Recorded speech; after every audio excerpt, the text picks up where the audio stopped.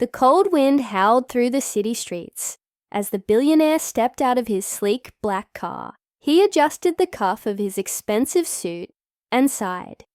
Barely noticing the people passing by, he had built his empire from nothing, turning ideas into wealth. Yet something inside him always felt empty. Success had filled his pockets, but it had left his heart hollow. As he walked toward the towering glass building that bore his name, a small voice called out to him, "Sir, excuse me." He turned and saw them, 3 children, their clothes worn and patched, their hands red from the winter chill. They stood close together, as if shielding each other from the world. The oldest, a boy of about 12, held a small tattered box wrapped in brown paper. His younger sister, maybe 10, clutched the boy's arm, while the smallest child, barely 6, peeked from behind them with wide, uncertain eyes. "Please, sir," the boy said hesitantly, extending the box toward him. "This is for you." The billionaire frowned. He had seen countless street children before, usually begging for money. He never stopped. He never listened. His time was too valuable. But there was something different about these children, something in their eyes that made him pause. He glanced around. His driver was watching from the car. His assistant was already holding the door open to the building. People rushed past, focused on their own lives.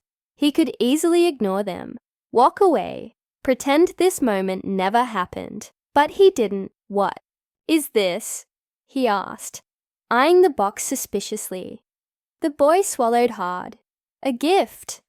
"A gift?" The billionaire almost laughed. The idea of children who had nothing giving him, a man with everything, a gift seemed ridiculous. "Why would you give me a gift?" The little girl finally spoke, her voice barely above a whisper. "Because you need it." Something tightened in his chest. He didn't know why, but he reached out and took the box. It was light, as if whatever was inside weighed almost nothing. The wrapping was uneven, the edges torn. His fingers brushed over the rough paper, and for a moment he hesitated. The children watched him with quiet anticipation, their eyes shining with something he couldn't quite place. Hope, fear.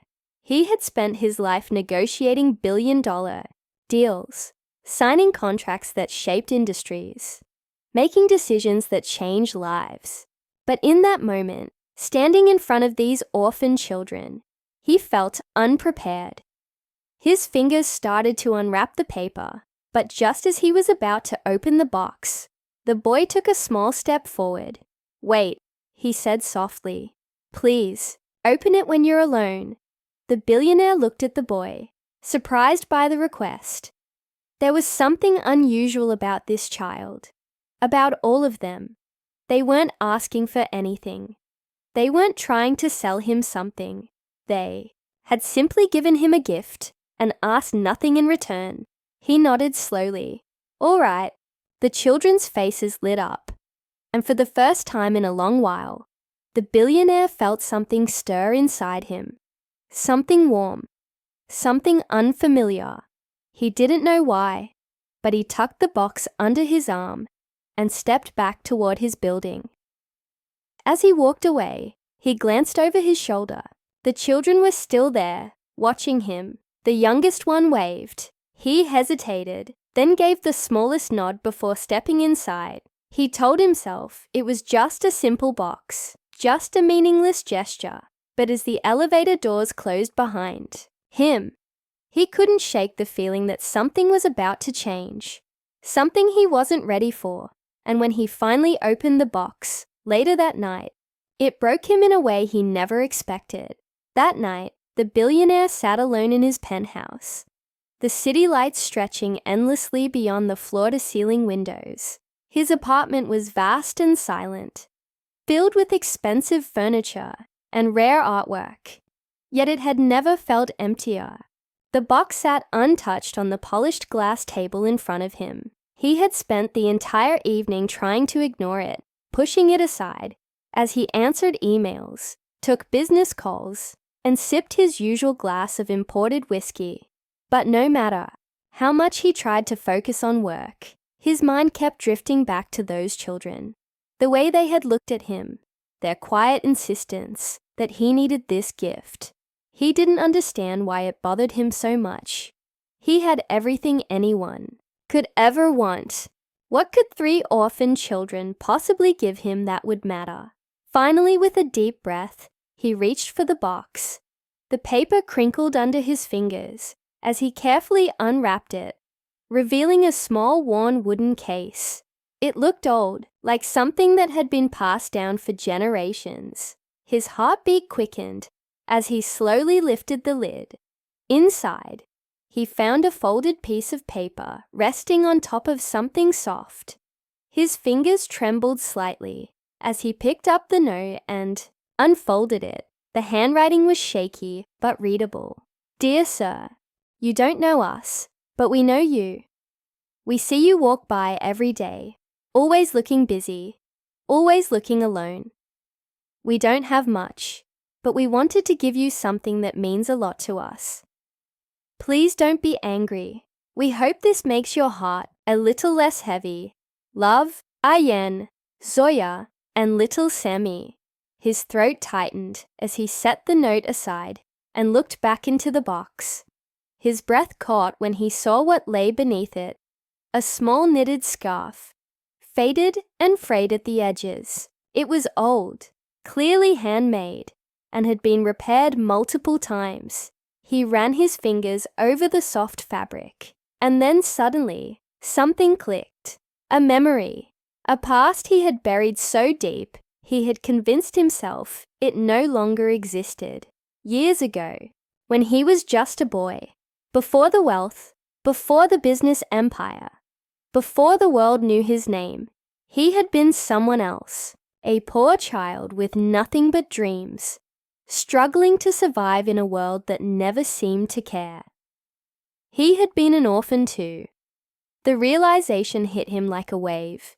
He had spent so long building his success, proving to the world that he was worth something, that he had erased where he came from.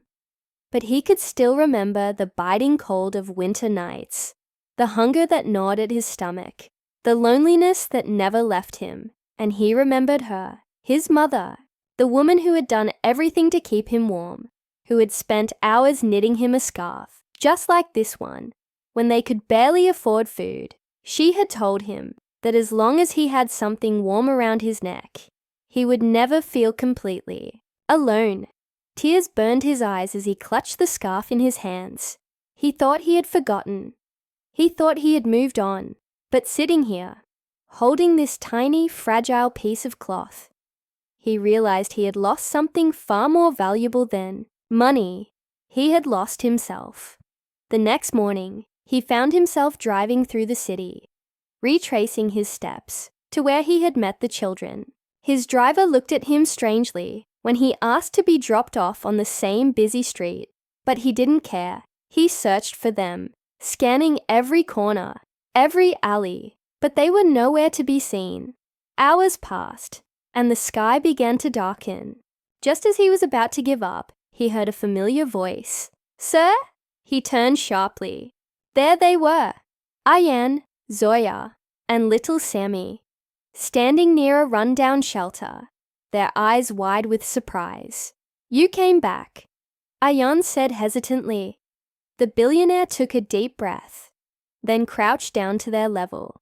He looked at them, really looked at them, and for the first time in years, he felt something shift inside him.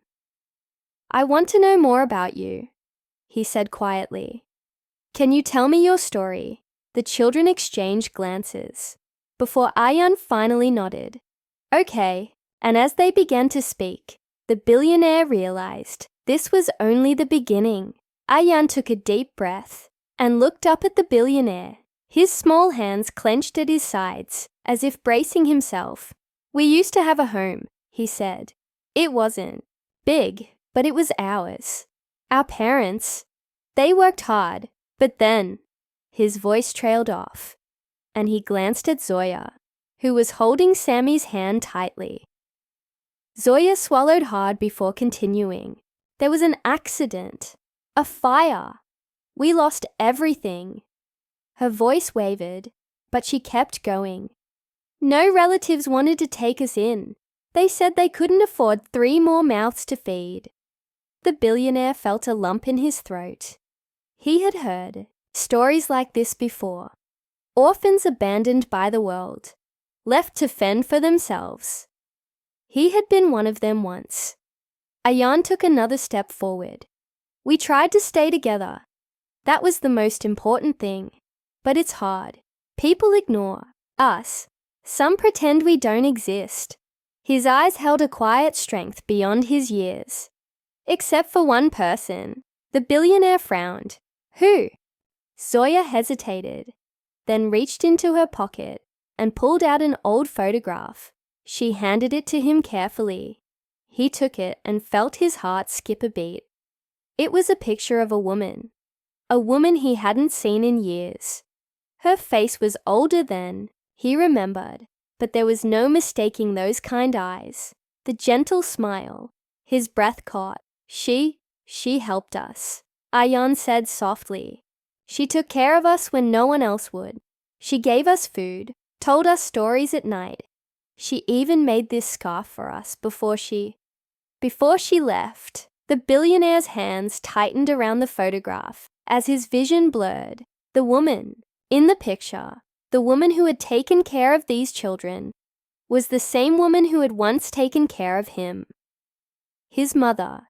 His chest ached as memories came flooding back. After she had passed, he had buried himself in work, convincing himself that emotions were a weakness. He had distanced himself from the past, believing that money and power were all that mattered. But standing here now, hearing how his mother had spent her final years helping these children, he realized how wrong he had been. He looked at Ayan, Zoya, and Sammy, 3 children who had nothing yet still found it in their hearts to give. They had reminded him of who he was, of who he used to be. His voice was thick when he finally spoke. She was my mother. The children's eyes widened in shock. What? Ayan whispered. The billionaire looked at the scarf, the very same kind his mother had once made for him, and knew what he had to do. That night, he made a decision that would change everything. He bought the shelter where the children had been staying and turned it into something more. A place where no child would ever feel abandoned again. A place where they could have food, education, and a future. He didn't just write a check and walk away. He was there every day, making sure the children had what they needed. And for the first time in years, he felt something money had never been able to buy. Peace. One evening, as the sun set over the city, he sat outside the shelter, watching the children laugh and play. Ayan and Zoya were helping Sammy tie his shoelaces, their faces glowing with happiness. Zoya looked up and smiled. Thank you. He smiled back, his heart lighter than it had been in years. No, he said. Thank you. And for the first time in a long time, he knew he had truly found his way home.